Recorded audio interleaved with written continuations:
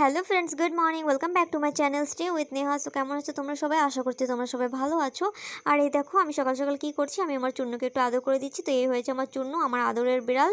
তো ওর নাম চুন্নু। আর এই দেখো ওর চোখে খুব ব্যথা, তো ওকে আমি একটু আদর করে দিচ্ছি। আর চোখে ওষুধ লাগিয়ে দিয়েছিলাম। আর ওর কানেও কদিন আগে কামড়ে দিয়েছিলো একটা জংলি হোলা বিড়ালে, মানে একটা ছেলে বিড়াল, সেটা জংলি, ওকে আসে কামড়ায়, ওর ভাত খেয়ে যায়, তাই জন্য লড়াই হয়। তো আর এই পাশে রয়েছে আরেকটা বিড়াল, এই হচ্ছে মেয়ে বিড়াল, এই শয়তানি করে না, এ শুধু ইঁদুর ধরে। আর এই বাজারে থাকতো আমাদের দোকানের ওইখানে, তো আমরা ধরে নিয়ে এসেছি ওকে এই জন্য, ইঁদুর ধরার জন্য, কারণ ঘরে খুব ইঁদুর হয়েছে, জামা প্যান্ট কেটে দেয়, খাবার দাবার সব নিয়ে যায়, তাই জন্য। আর ইঁদুর ঘরে থাকা তো ভালো না, রোগ ব্যাধি ছড়ায়। আর এই দেখো আমি কাল রাতেই চানা ভেজে রেখেছিলাম, সেগুলোকে আমি ছোলার টাইম পেনি, কারণ ভাজতে ভাজতে অনেক রাত হয়ে গেছিলো। তো আমি এখন এগুলোকে ছুলে নেব ভালো করে।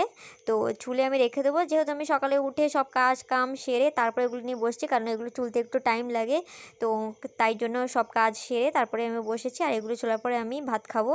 আর সবার প্রথমে ছুলে আমি এই দেখো আমি আমার চুন্নুকে দিচ্ছি।